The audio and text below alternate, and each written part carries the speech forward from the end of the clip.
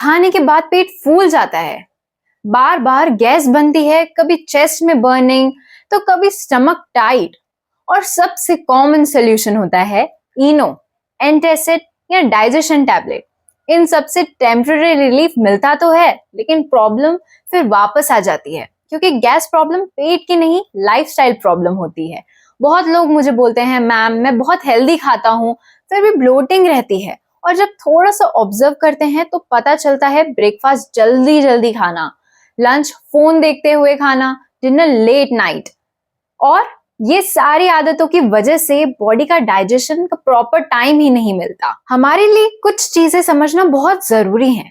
सबसे पहला कि स्ट्रेस डाइजेशन को बंद कर देता है। जब आप स्ट्रेस में होते हैं, body fight and flight mode में चली जाती है। इस स्टेट में बॉडी का फोकस डाइजेशन पर नहीं होता, इसलिए स्ट्रेस के टाइम खाया हुआ फूड डाइजेस्ट ही नहीं हो पाता और फर्मेंटेशन स्टार्ट हो जाता है। इसकी वजह से गैस और ब्लोटिंग होती है। दूसरा, फास्ट ईटिंग। इसकी वजह से एयर स्वॉलोइंग होने लगती है, यानी हवा आप स्वॉलो करने लगते हैं। जल्दी जल्दी खाना एक हिडन प्रॉब्लम है। आप फूड के साथ एक्स्ट्रा एयर भी स्वॉलो कर रहे होते हैं। ये एयर स्टमक में एक्यूमुलेट होती है और बाद में गैस, बेल्चिंग और हेवीनेस क्रिएट करती है। तीसरा, वीक डाइजेशन, यानी वीक अग्नि या मंदाग्नि। आयुर्वेद के अकॉर्डिंग डाइजेशन का बेस ही अग्नि होता है। अगर अग्नि वीक हो तो फूड का प्रॉपरली ब्रेक डाउन ही नहीं होता। अनडाइजेस्टेड फूड इंटेस्टाइन में जाकर गैस प्रोड्यूस करता है। तो ये रीजंस होते हैं जिनकी वजह से गैस और ब्लोटिंग बनती है। अब हम देखते हैं ऐसे प्रैक्टिकल और असरदार उपाय जिनकी वजह से आप गैस से मुक्ति पा सकते हैं। सबसे पहला, आप खाना खाने से पहले ये चीज जरूर करें। खाने से पहले 3 लंबी गहरी डीप बेली ब्रीदिंग करें। ये बॉडी को सिग्नल कर देती है कि अब डाइजेशन स्टार्ट करो।